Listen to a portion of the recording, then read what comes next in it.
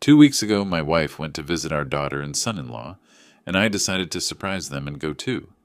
When I approached the door of their house, a neighbor shouted, "Wait, I have something to tell you." 5 minutes later, the police arrived, and the consequences turned everything upside down. Before we continue, please subscribe to the channel and write in the comments what time it is where you are now. The highway stretched ahead like a sentence I couldn't finish. I-4 had never felt this long before, though I'd driven it dozens of times over the years. My hands gripped the steering wheel harder than necessary, knuckles pale against the black leather. The phone sat in the cup holder, screen dark, mocking me with its silence. 3 days. Vivian never went 3 days without returning a call. I glanced at the phone again, knowing I'd see nothing new but checking anyway. Same unanswered texts. Same voicemails delivered into the void. The last one I'd left that morning sounded desperate even to my own ears. "Viv, I'm worried. Just let me know you're okay. Call me back, please." The surprise visit had seemed like a good idea yesterday. Drive to Orlando, show up with flowers, take Vivian and Della out for lunch somewhere nice, make a day of it. But somewhere around mile marker 68, the surprise started feeling less like a gift and more like an emergency response. Exit signs counted down the distance. 40 miles to Orlando. 35. 30. My mind kept circling back to the months before Vivian left for this visit. Della's phone calls had changed, not in frequency. She'd always been good about checking in, but in content. Every conversation eventually steered toward money. The roof needed repairs. Curtis's contracting work had slowed down. Could we help with the mortgage this month? And then more recently, questions that left a sour taste. "Dad, have you and Mom thought about updating your will?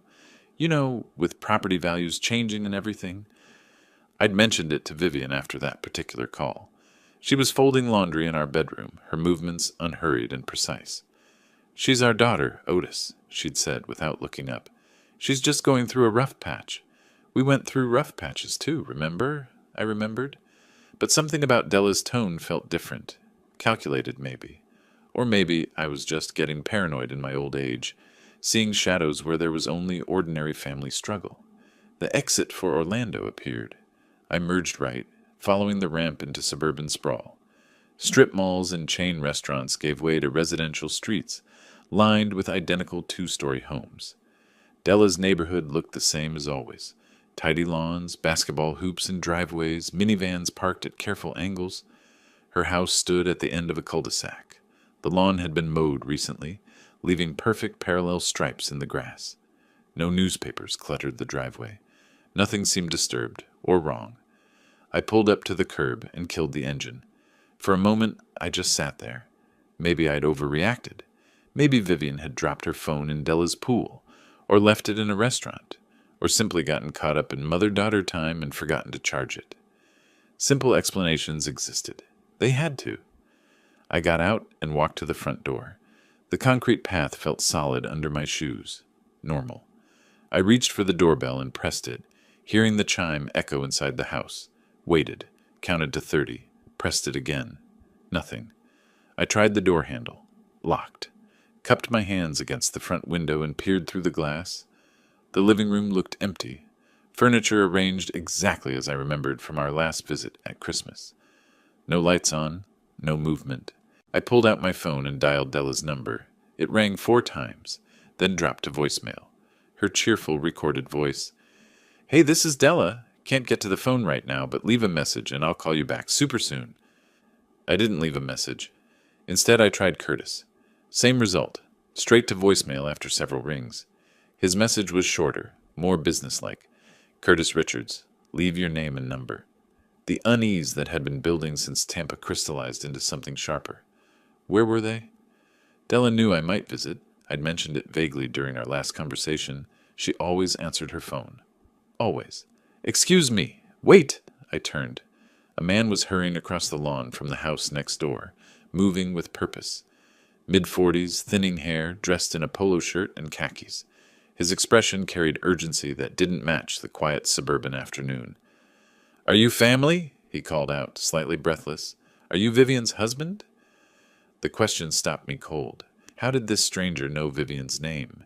He reached me and extended his hand, though the gesture seemed automatic, something he did while his mind worked on more important matters. "I'm Robert Delaney. I live next door." He pointed at the house he'd emerged from. "Listen, I need to tell you something. About a week ago, something happened here." He glanced back at Della's house, then at me, his jaw working as he chose his words. "There were screams," he said finally, "late at night. A woman's voice?" My chest tightened. Robert didn't wait for me to ask questions. The words came out in a rush, like he'd been holding them in too long. It was around midnight, maybe a little after. A week ago, June 8th, I remember because it was the night before my daughter's birthday. I heard screaming from this house. He gestured at Della's front windows. Not just yelling, screaming, a woman begging someone to call an ambulance, saying she needed help. I felt the ground shift beneath my feet, subtle but unmistakable. "I got up, went to my front window," Robert continued. "Della and Curtis came outside, right there on the lawn. They were yelling back at the house, saying everything was fine, just a nightmare, no emergency, but that screaming—" He shook his head. "That wasn't a nightmare. I've heard nightmares wake people up. This was terror." "What did you do?" The question came out hoarse. "I called emergency services anyway, told them someone needed help at this address. Della and Curtis saw me on my phone through the window and started waving at me to stop, but I'd already made the call." He crossed his arms, defensive now, as if he expected me to criticize the decision. "The paramedics arrived maybe 10 minutes later. They went inside with Della and Curtis. When they came back out, they had a woman on a stretcher. She could barely lift her head. It was Vivian." The world narrowed to Robert's face, his mouth forming words that couldn't possibly be real. "She was barely conscious," he said. "The paramedics were moving fast, checking her vitals, asking Della questions. Your daughter and her husband just stood there watching, didn't get in the ambulance, didn't even follow it to the hospital. They went back inside, and the next morning, both their cars were gone. Haven't seen them since." My hands were shaking. I looked down at them, surprised by the tremor, then back at Robert. "Which hospital?" "I don't know. I assumed," he faltered. "I assumed family would handle it, that someone would contact you." I pulled out my phone. Dialed Della again. Voicemail. Curtis. Voicemail. Then I called emergency services, forcing my voice steady as I identified myself, and asked about ambulance calls to this address 1 week ago. The dispatcher put me on hold. Muzak played, incongruously cheerful. Robert stood watching me, his concern etched deeper now that he'd said everything out loud. "Emergency services, how can I help you?" "I'm calling about an ambulance dispatch to 847 Meadowbrook Lane on June 8th, I said. "The patient was my wife, Vivian Morgan. I need to know which hospital she was taken to." Keys clicked on the other end. "Orlando Regional Medical Center, sir. The call came in at 12:43 a.m. "Thank you." I hung up and immediately dialed the hospital. 3 transfers, 3 different voices asking me to hold. Finally, a nurse in the ICU with a tired, professional tone. "Vivian Morgan, yes. She was admitted June 8th. Serious condition, but stable as of yesterday." "What happened to her?" "I can't provide details over the phone, sir. You'll need to come in person." "Are you family?" "I'm her husband." A pause. "4th floor, ICU. Ask for the charge nurse when you arrive." I lowered the phone. Robert was watching me, waiting. "I'm calling the police," I told him. "This isn't right." He nodded immediately. "I'll give a statement. Whatever you need." I dialed Orlando Police Department, reported a possible crime, gave them the address, explained what Robert had witnessed. The officer on the line told me someone would meet me at the hospital. I was already moving toward my car. "The hospital's on Colonial," Robert called after me. "Orlando Regional Medical Center. Take Highway 50 East. I'll find it." I got in, started the engine, pulled away from the curb without looking back. The drive felt surreal. Traffic lights changed colors. People crossed streets with shopping bags and coffee cups, going about ordinary Tuesdays while my entire world cracked open. What happened to Vivian?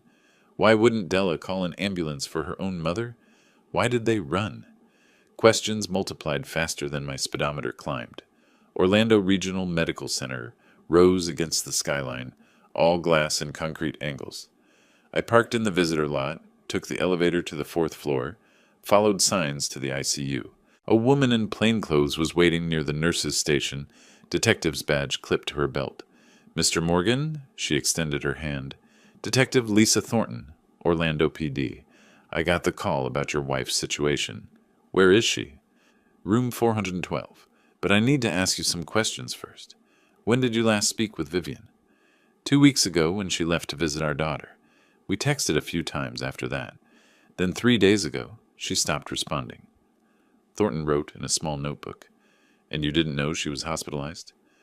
"Nobody contacted me. I came here because I was worried. A neighbor told me what happened." Her expression shifted, a professional mask slipping just enough to show something darker underneath. "Your wife suffered severe poisoning, Mr. Morgan. Combination of sedatives and cardiac medication. The dose was potentially lethal. She's been unconscious for most of the week. We've been trying to locate next of kin." The words landed like physical blows. "My daughter and son-in-law were with her," I said slowly. "The neighbor heard her screaming for help. They told him it was nothing. Then they disappeared. Does that sound like an accident to you, Detective?" Thornton's jaw tightened. "Room 412. Go see your wife. I'll be here when you're ready to talk." The ICU room was dim, curtains half drawn. Machines beeped steadily, monitoring vitals with mechanical precision. Vivian lay in the bed, tubes and wires connecting her to equipment I didn't want to understand.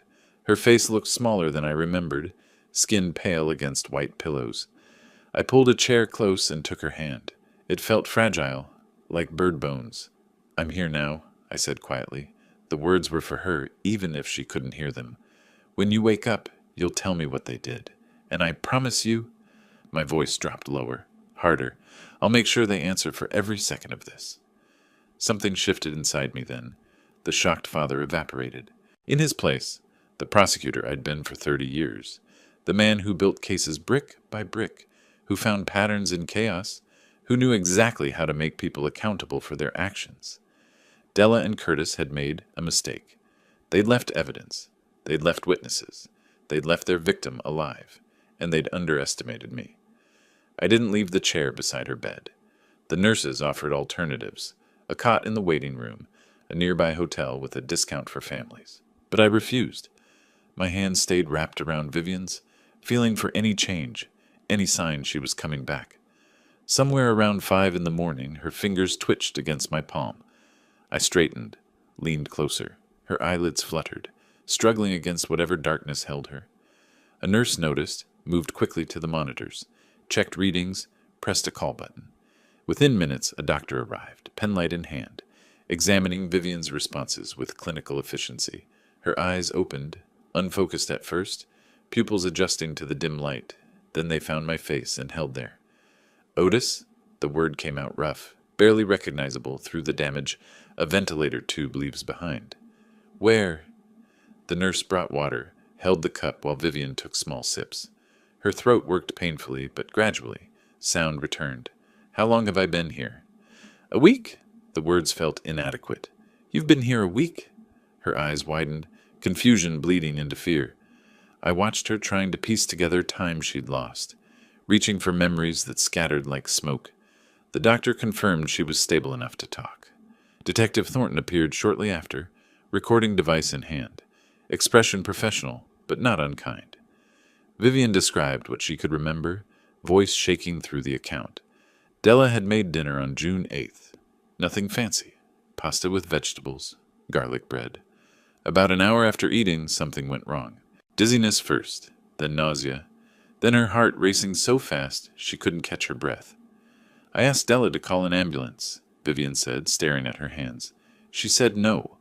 Said it was just food poisoning, that I'd feel better if I lay down, but it got worse. Everything was spinning, and my chest hurt so much I thought—" She stopped, swallowed. I begged her. I said, "Della, please, something's wrong with my heart." She just looked at Curtis. "And he stood in front of the door. Wouldn't let me leave the room." I sat motionless, absorbing each word like a blow. "I screamed for help," Vivian continued. "I thought maybe someone outside would hear. Then everything went dark. I remember a voice through the window, someone calling out. But after that, nothing. Just waking up here now." Detective Thornton stopped the recording, gave Vivian a moment before speaking. The toxicology shows levels of zolpidem and digoxin that would kill most people your age, Mrs. Morgan. Someone with medical knowledge would understand exactly what this combination does. This wasn't accidental. What are those? Vivian asked, though her face suggested she didn't really want to know. Sleeping medication and cardiac medication, Thornton said. Neither was prescribed to you. Do you know if Della or Curtis had access to those drugs? Vivian's forehead creased. There were pill bottles in their bathroom. I saw them when I first arrived. Curtis mentioned something about anxiety and trouble sleeping, but I didn't pay much attention. The detective made notes, asked follow-up questions, established timeline details that would matter in court. I listened, building my own mental file of every fact, every inconsistency. I need to conduct interviews, Thornton said eventually. Della Richards and Curtis Richards just returned to their Orlando home. Apparently they took a trip. The temperature in the room seemed to drop. I'm coming with you, I said, already standing. Mr. Morgan, this is official police business. Given your relationship to the victim and the suspects. They're not suspects. They're criminals who tried to murder my wife. Thornton's expression softened slightly, which is exactly why you can't be present during questioning.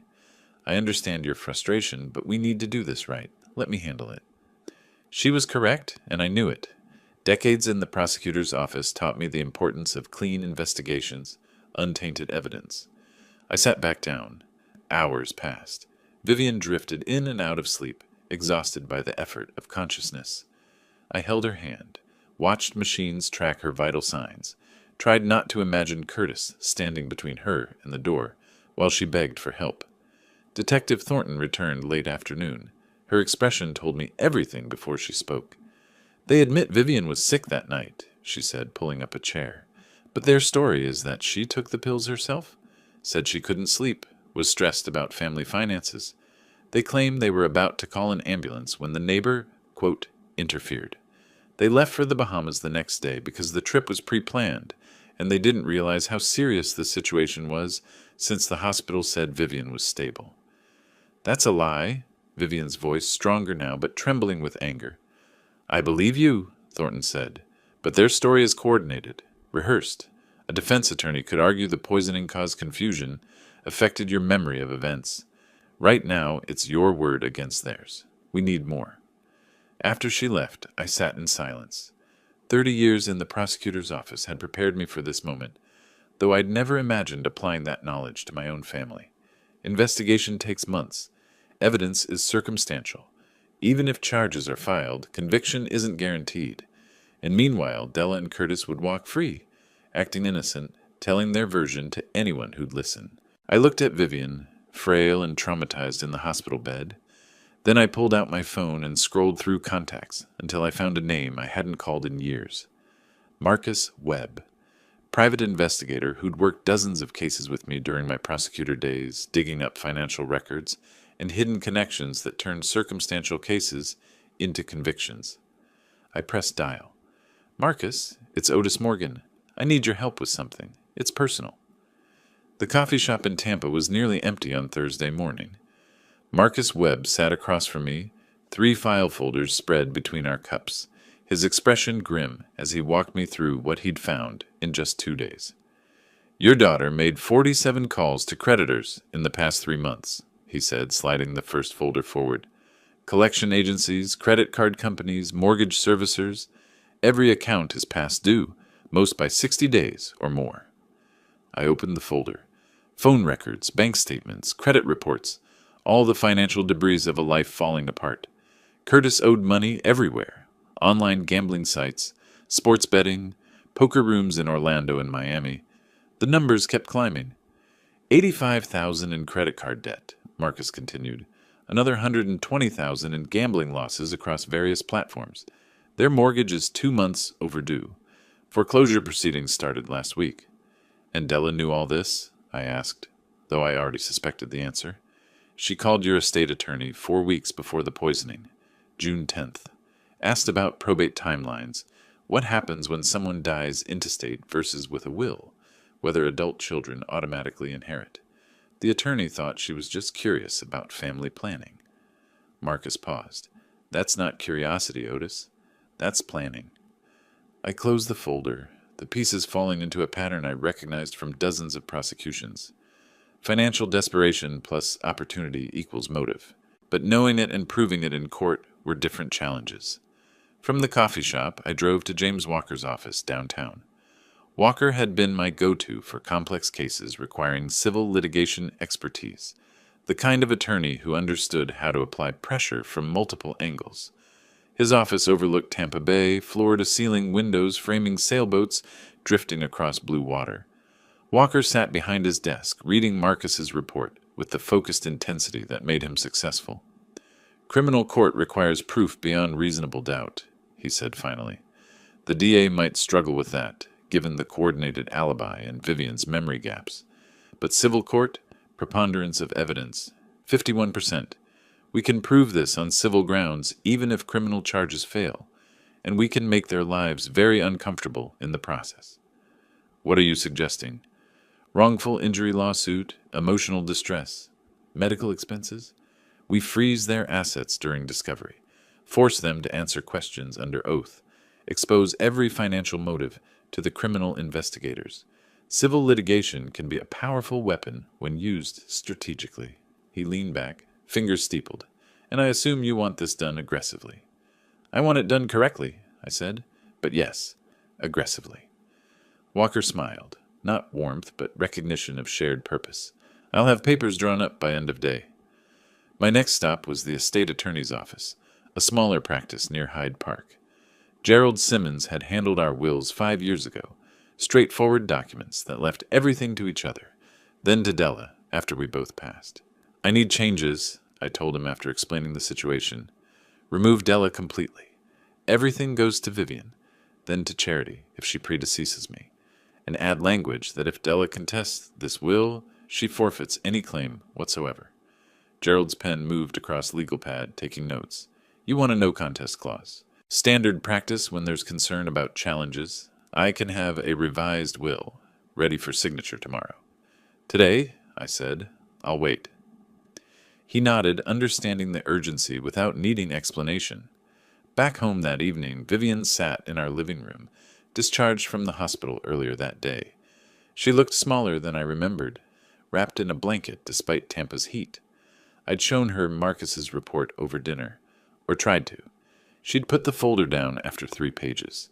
"She called about the will a month before this happened?" Her voice was hollow, processing facts that contradicted everything she'd believed about our daughter. "She actually planned it?" "The evidence suggests so." "I kept telling you she was just going through a rough time, that she'd never—" Vivian's hands trembled slightly. "I was so wrong." I sat beside her, careful not to touch her without permission. Hospital experiences leave invisible boundaries.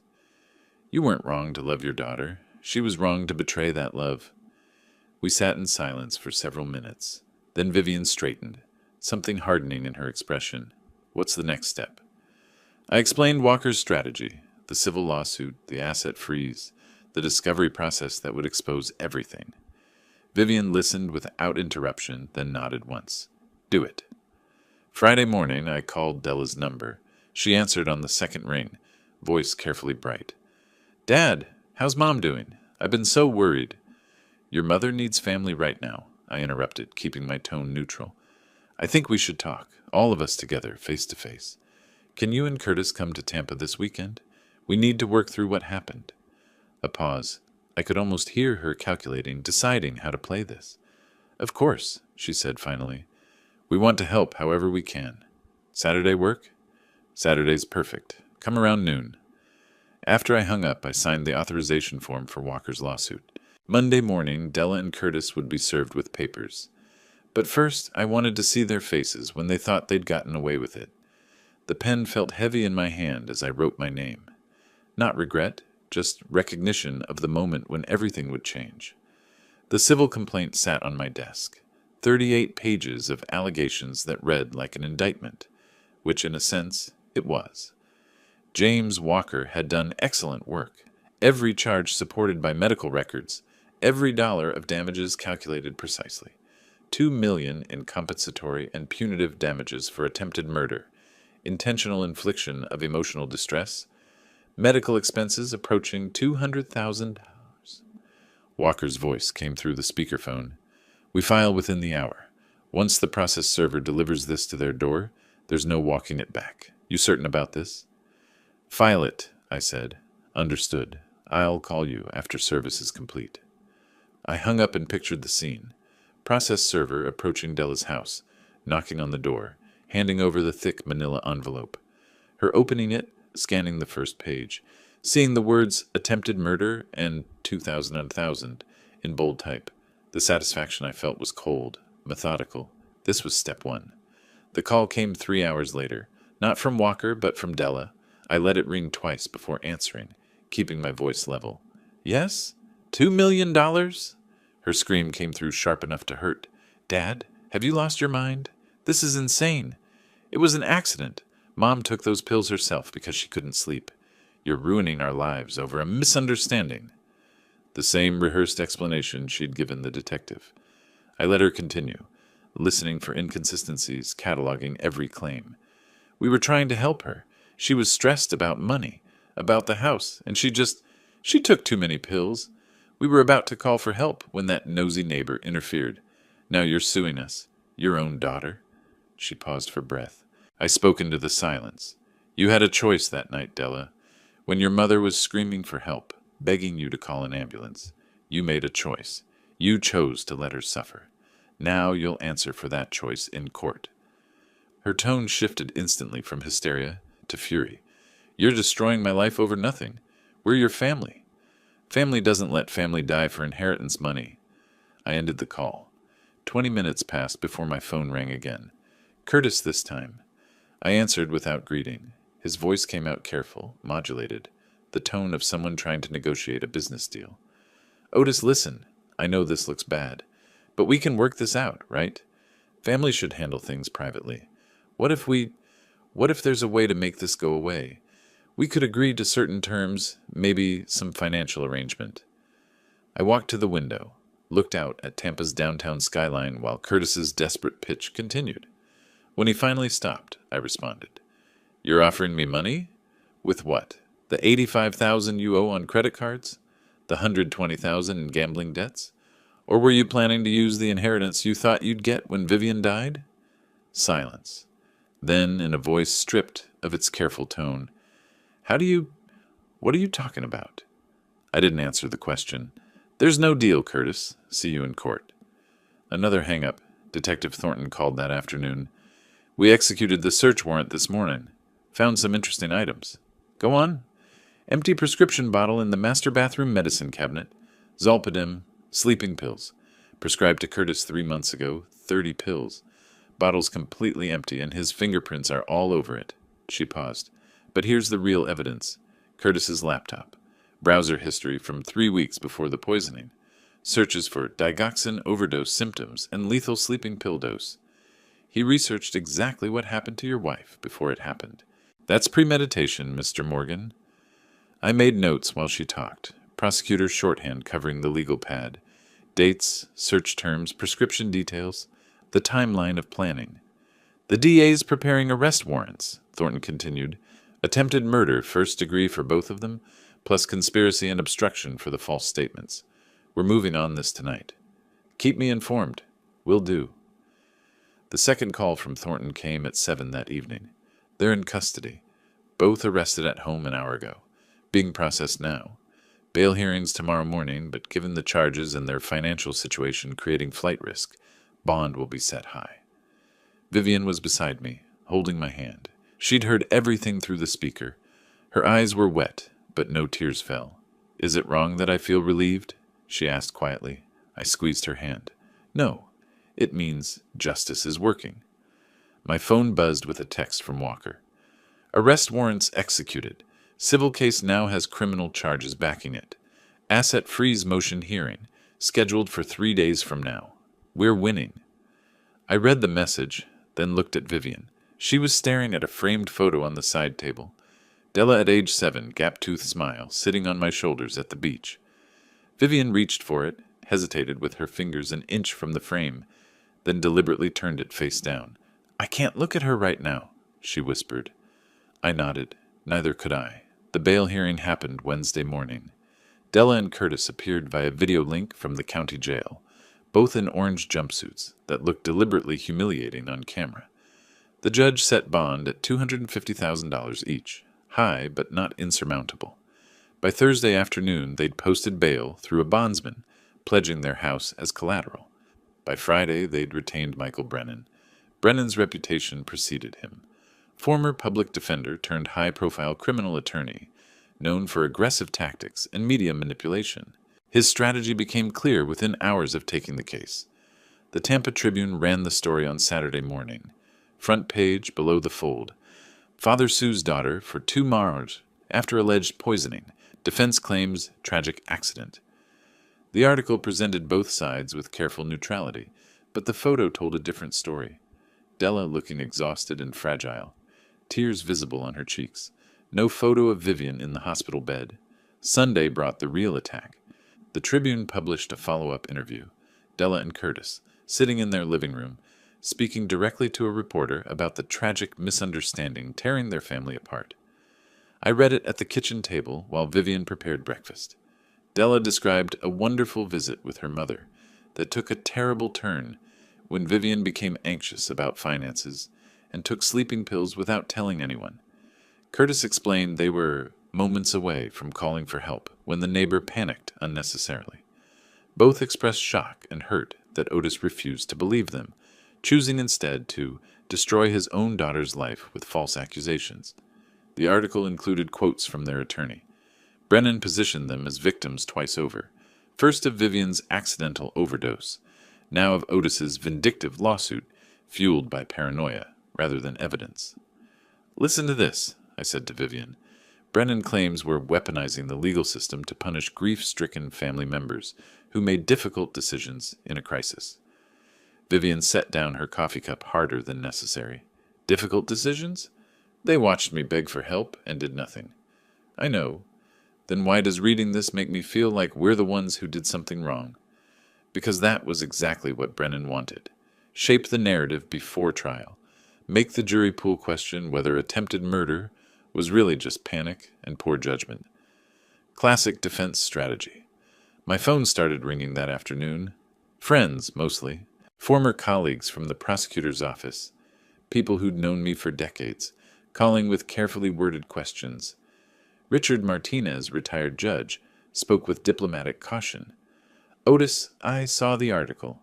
Obviously, I know there are 2 sides to every story, but have you considered that maybe emotions are running high? Family disputes can feel clearer than they actually are." I explained the evidence: browser history, prescription bottle, financial motive. Richard listened, made sympathetic sounds, but I heard doubt in the pauses. Carol Henderson, who'd worked as victim advocate during my prosecutor years, tried a different approach. "I'm not questioning your judgment, but is it possible Vivian's memory was affected by the trauma? Sometimes victims fill gaps with assumptions that feel like certainties." More phone calls followed, each one carefully supportive on the surface, questioning underneath. The media campaign was working. Walker called Monday morning with news. Brennan filed a countersuit. "They're suing you and Vivian for defamation, claiming your false accusations have destroyed Della's reputation and Curtis's contracting business. Asking for $500,000. That's absurd." "Of course it is. It's harassment litigation, meant to create leverage, make you back down. But combined with the media coverage, he's building a narrative that might resonate with a jury. We need to be ready for this to get uglier." The asset freeze hearing was scheduled for Wednesday. Walker explained the strategy. We'd present evidence of financial motive, argue that Della and Curtis might hide or transfer assets to avoid paying damages. The court could freeze their accounts, prevent property transfers, protect our eventual judgment. But first, we had to survive the pressure. Tuesday afternoon, I ran into Thomas Kirby at the grocery store. Tom had been in my book club for 15 years. He saw me, hesitated visibly, then approached with an expression I'd seen before on witnesses who didn't want to testify. "Otis, how are you holding up?" "Managing. I read about everything in the paper. Must be difficult." He shifted his weight, looked at the floor. "Listen, I don't want to overstep, but have you thought about mediation? Sometimes these family things, they seem clearer when you're angry. Maybe there's room for, Tom, my daughter tried to kill my wife for inheritance money. That's not a misunderstanding. His face flushed. Of course not. I'm just saying, well, the article made it sound more complicated than... The article was written by Della's defense attorney. Right. Sure, I just... He trailed off then. I hope it works out. He left quickly, abandoning his half-full cart. That evening, Vivian found me at my desk, reviewing evidence files. She sat down across from me, her expression steady despite the exhaustion visible in her eyes. People are questioning you, she said. Not a question. Some are. Do you doubt yourself? I looked at her, still fragile from the ordeal, still recovering, but clearer-eyed than I'd seen her in weeks. Sometimes, I admitted, when enough people suggest you're wrong, you start wondering. Then let me be clear, Vivian said. I begged our daughter for help while I was dying, and she refused. That's not complicated. That's not a misunderstanding. That's attempted murder. She leaned forward. Don't let them make you forget what actually happened. The doubt didn't disappear entirely, but her certainty steadied something inside me. Wednesday's hearing would tell us whether the court saw things as clearly as we did. Detective Thornton's call came Wednesday morning while I was reviewing case files at the kitchen counter. Curtis cracked, she said without preamble. During this morning's follow-up interview, I was pushing on inconsistencies between his statement and Della's, asking whose idea certain things were, and he just broke. I grabbed a pen, started taking notes. What did he say? Quote, "It was my idea to solve our financial problems, okay? But Della agreed. She knew what we were doing." Then his attorney jumped in, demanded we stop. But it was already on tape. I underlined the words on my notepad. My idea. Della agreed. She knew. That's premeditation, I said, and conspiracy. Exactly. Their defense just collapsed from the inside. After hanging up, I called James Walker. He'd already heard from his sources at the DA's office, but he had additional information about what happened after Curtis's slip. Brennan pulled them both into a conference room at the station, Walker said, tried to have a private conversation about damage control. According to the officers standing outside, Della's voice carried right through the door. She was screaming at Curtis, calling him weak, asking how he could be so stupid to say that to police. And Curtis yelled back that she wanted the money just as much as he did, that she helped plan everything, so why should he take the fall alone? Brennan couldn't control them. They turned on each other right there. Walker paused. Two defendants blaming each other is a prosecutor's dream, Otis. You know that. I did. I'd built cases on exactly this kind of fracture during my career. Pressure defendants until loyalty gives way to self-preservation. It always worked, eventually. Walker called again that afternoon with a proposal. The DA's office wants to make a tactical move. They'll extend an offer to Curtis through his attorney. Reduced charges in exchange for full testimony against Della. Conspiracy instead of attempted murder. 8 to 10 years instead of 15 to 20. Curtis is the weak point, I said, thinking through the strategy. He's already cracking, already terrified. His gambling addiction, his pattern of poor decisions under pressure, he'll take the deal. But we need your authorization to coordinate with the DA. I walked to the study window, looked out at Tampa's afternoon light. Using Curtis to convict Della felt calculated, manipulative. But then I remembered Vivian's account, Curtis standing in front of the door while she begged for help, blocking her escape. The methodical cruelty of that moment. Make the offer, I said. The offer reached Curtis the next morning. Walker reported that Curtis was seriously considering it, despite Brennan's advice to fight at trial. Brennan argued that turning on Della would make Curtis look worse to a jury. But Curtis was caught between fear of prison and fear of being labeled a traitor. He asked for 48 hours to decide. While Curtis deliberated, Della made her own move. She retained a separate attorney, a woman named Patricia Vance, citing conflict of interest. Brennan couldn't represent both defendants if their interests diverged.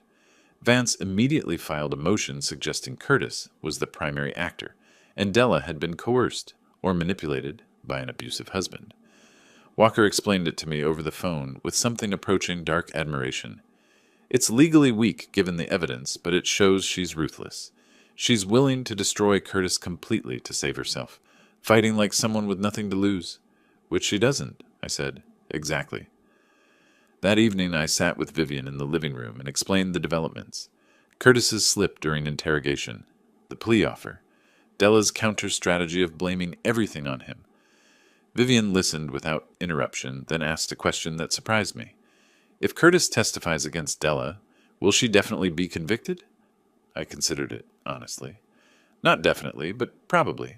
His testimony combined with the laptop evidence, the prescriptions, your account, it builds a very strong case. She nodded slowly.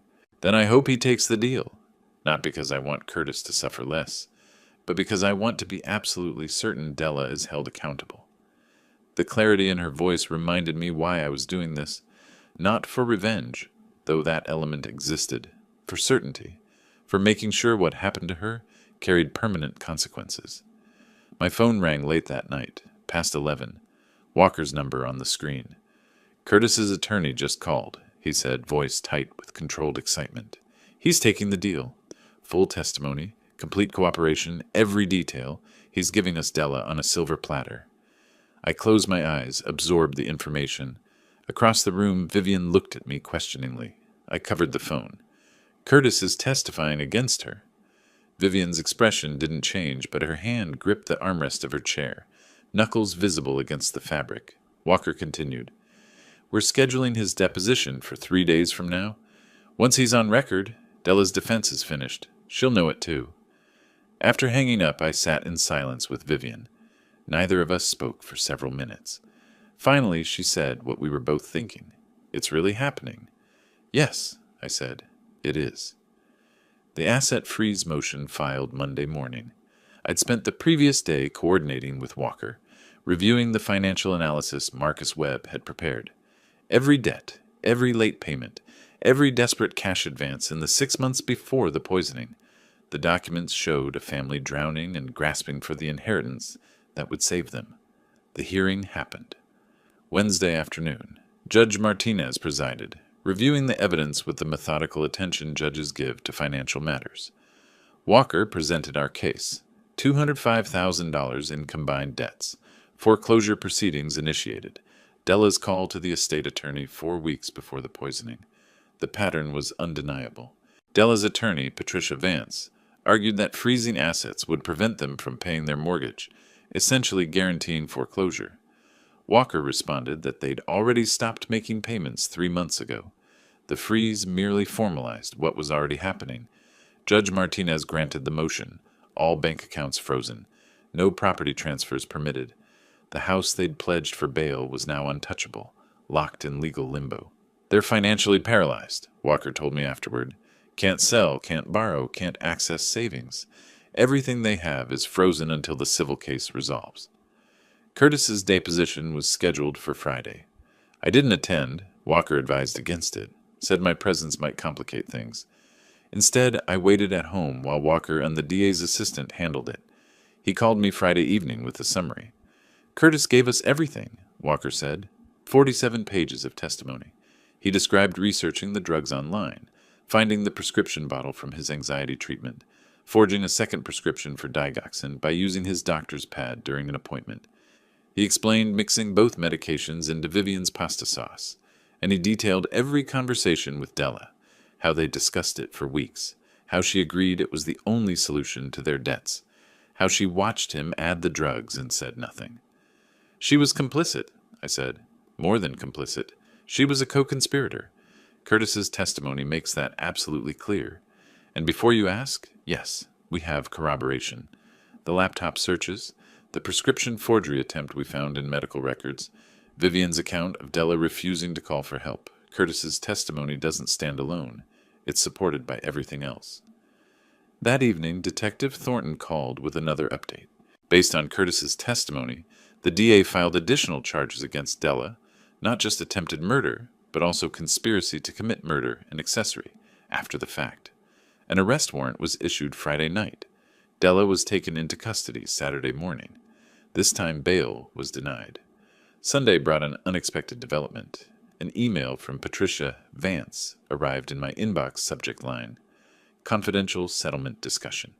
I read it standing at my desk.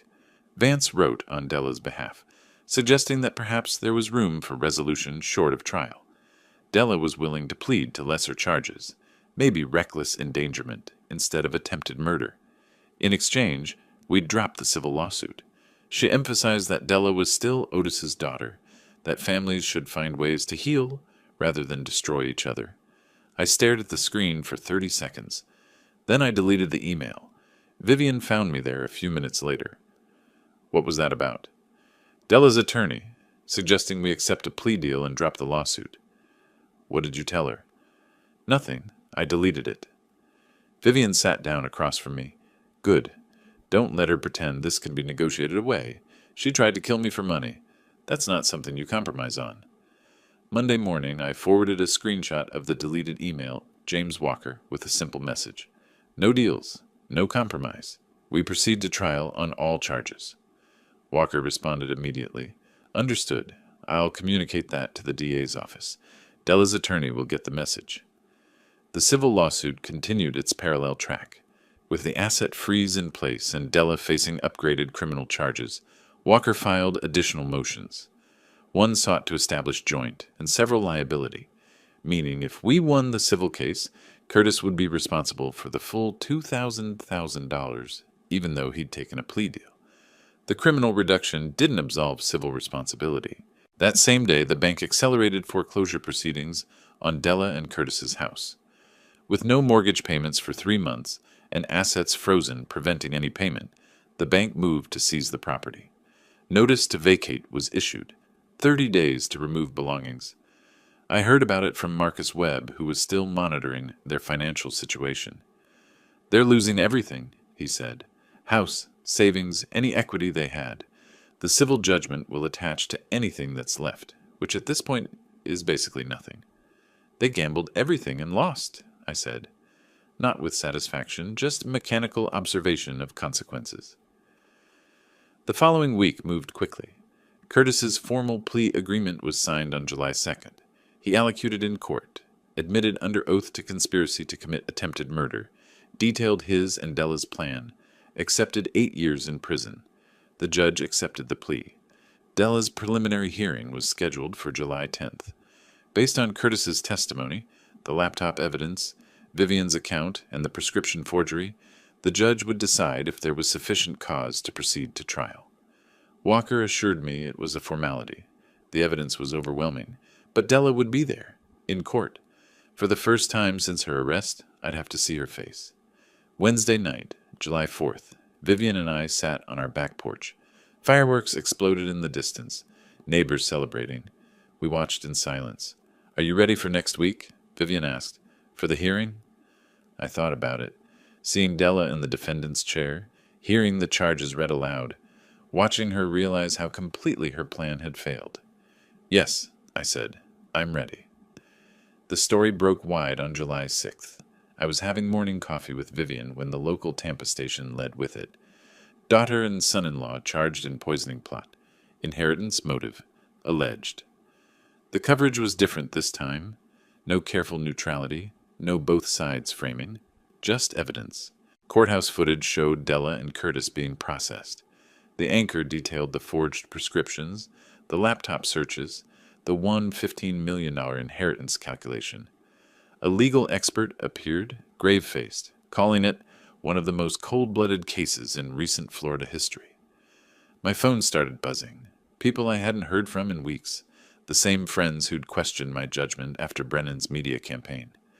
Now they were calling to apologize, to express shock, to say they had no idea the evidence was so damning. I didn't answer most of them. Marcus Webb called mid-morning with updates on Della and Curtis's professional situations. The real estate agency cut ties this morning, he said. Public statement expressing sympathy for your wife and distancing themselves completely from Della's alleged criminal activities. Curtis was fired yesterday by the dealership, moral turpitude clause, and his parents released a statement disavowing him.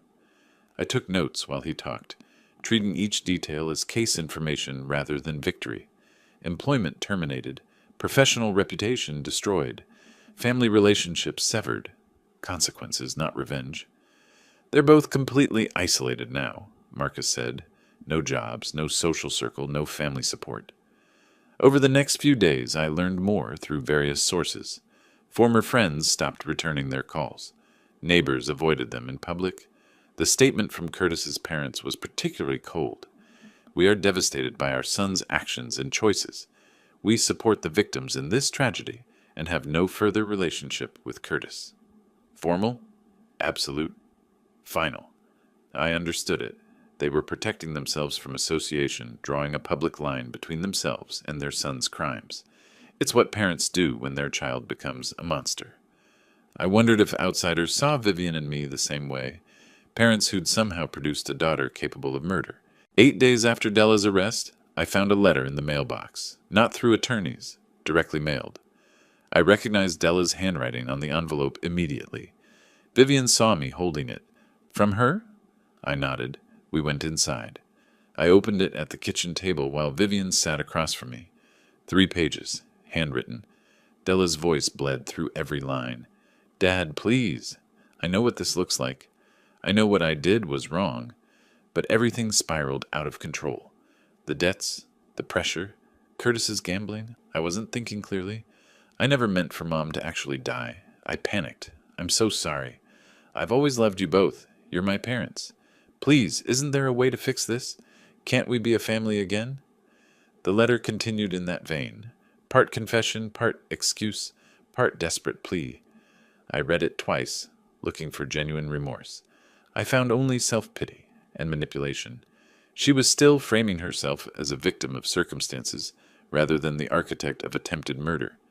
I slid the pages across the table to Vivian without comment. She read in silence, then looked up. What will you do? I went to my desk and wrote a response by hand. 1 page. Brief. Della, you had a choice that night. You chose to watch your mother die rather than call for help. You chose money over her life. These were your decisions, made with clear intent, as the evidence shows. There is no fixing this. There is no family to return to. My attorney handles all future communication. I signed it, sealed it, and prepared it for delivery through James Walker's office. No direct contact. No opening for negotiation or emotion. Walker called that afternoon with another update. Civil trial is scheduled for July 15th, 5 days from now. With the criminal pleas being finalized, the judge wants quick resolution. We'll get the full judgment, $1.5 million. They'll never pay it, of course. They're filing bankruptcy. The point isn't the money, I said. I know. It's the public record, official acknowledgement of what they did and what they owe. Follows them forever. That evening, I sat in my study reviewing the civil case file one final time. Documentation of everything. Medical bills totaling $197,000. Vivian's suffering quantified in hospital days and therapy sessions. Lost time measured in weeks of unconsciousness and months of recovery. Behind me, the door opened quietly. Vivian stood there, stronger now, steady on her feet without the hesitation I'd seen weeks ago. The trial is in 5 days, she said. I nodded. She crossed the room, sat in the chair beside my desk. The same position we'd held through this entire ordeal. Partners in prosecution. Will you need to testify? I asked. She considered it. If it helps make sure they're held accountable, yes. I'll do whatever is necessary. Her voice carried no fear now, only resolve. I reached for her hand. She took it. The courtroom on July 10th was smaller than I'd expected for what the media had called one of Central Florida's most shocking cases.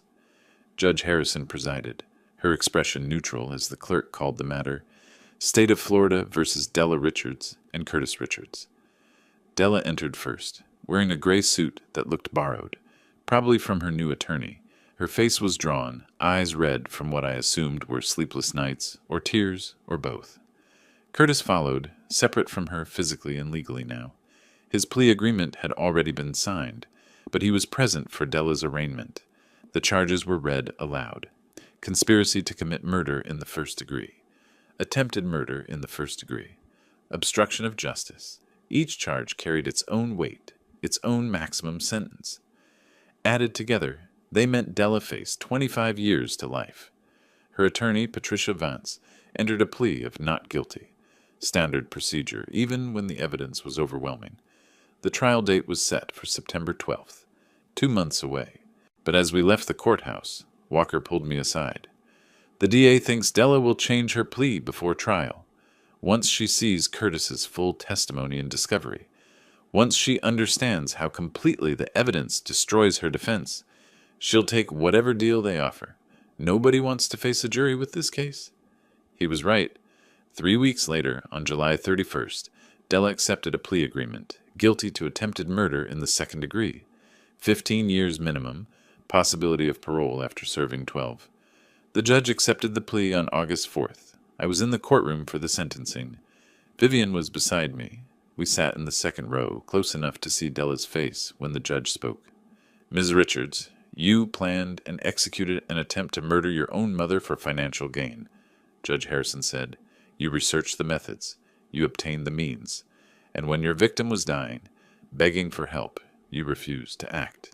The only reason your mother is alive today is because a neighbor had the decency and courage you lacked. Della's shoulders shook. Tears fell, but whether from remorse or self-pity, I couldn't tell. 15 years in state prison, the judge continued. You'll be eligible for parole after 12, but that's not guaranteed. It depends entirely on whether you demonstrate genuine rehabilitation and remorse, qualities I saw no evidence of today. The gavel fell. Della was remanded immediately. I watched officers escort her out through the side door. She didn't look back at us. Maybe she couldn't. Maybe she knew there was nothing left to see. Curtis's sentencing happened the same day.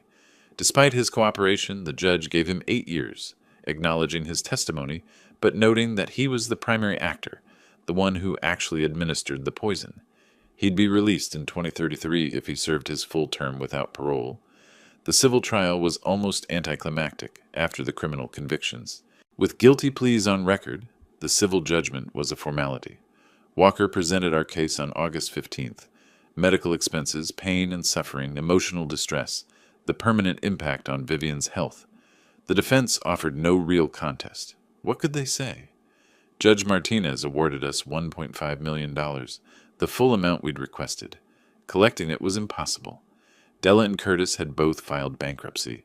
Their house had been foreclosed and sold at auction. Bank accounts were empty. Future earnings would be garnished, but prison wages barely covered commissary. We'll never see $1 of it, Walker admitted afterward, but it's on record. Public acknowledgement of harm done and debt owed. If either of them ever earns money, inheritance, lottery, book deal, whatever, we can pursue it. The judgment doesn't expire. That night, Vivian made dinner. Simple pasta, not the dish Della had poisoned, but close enough that the parallel wasn't lost on either of us. We ate in comfortable silence, the kind that comes from shared understanding, rather than empty conversation. Do you regret any of it? She asked after we'd cleaned up.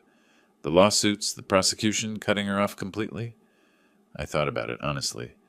No, I protected you. I made sure they faced consequences. I'd make every choice again. Even knowing she's your daughter? Especially knowing that. She used family as cover for attempted murder. That makes it worse, not better.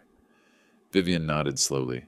I feel the same way. I thought I might feel guilt or doubt by now, but I don't. Just relief that it's finished. We stood at the window in our living room, looking out at Tampa's evening lights. The city continued its normal rhythm, people heading home from work, cars streaming along the highway, life proceeding as it always had. But for us, everything had changed. Not in obvious ways. We still lived in the same house, still had the same daily routines, but the foundation underneath had shifted. We'd faced something most people never encounter, betrayal from within the family, an attempt on life from someone who should have protected it, and we'd survived. More than survived. We'd ensured accountability, built protections, created consequences. The inheritance Della had tried to murder for would never touch her hands. Our wills now directed everything to charity. The house she'd counted on inheriting would benefit strangers instead. Was it worth it? Vivian asked quietly. Everything we lost? We didn't lose everything, I said. We lost a daughter who was willing to kill you. That's not a loss. That's removal of a threat. She leaned against me. I suppose you're right. August turned to September. Life resumed its patterns. Vivian continued physical therapy, regaining strength she'd lost during the hospitalization. I returned to occasional consulting work, helping young prosecutors with complex cases. We had dinner with friends who'd stood by us through everything. The media moved on to other stories. Della and Curtis became footnotes, cautionary tales about greed and family betrayal, but no longer headlines. Sometimes I thought about the daughter I'd raised, the child who'd sat on my shoulders at the beach, who'd called me for advice, who'd once been someone I trusted completely. That person was gone. Had been gone for a long time, probably. I'd just been too close to see it. What remained was a woman in prison, serving 15 years for attempting to murder her mother. That was the truth of what she'd become. Accepting it wasn't easy, but it was necessary. One evening in mid-September, Vivian and I stood at the same window where we'd stood after the civil trial. The view hadn't changed. The city lights still spread below us, indifferent to our story. "Do you think about her?" Vivian asked. "Sometimes," I admitted. "Mostly I think about what might have happened if Robert hadn't called for help. If you'd died that night, and they'd gotten away with it? But that didn't happen. No, because we fought back, because we refused to let them rewrite the story." Vivian turned to face me. "Thank you for believing me, for fighting for me, for not letting family loyalty override the truth." I took her hand. "You're my family. You're who I protect." We stood together in the gathering darkness, survivors of something that should have destroyed us but didn't. The wound would never fully heal. Scars like this don't fade. But we'd ensured that the people who caused it paid the appropriate price. That was enough. If you like this story, please like this video, subscribe to the channel, and share your impressions of this story in the comments. To listen to the next story, click on the box on the left. Thank you for watching.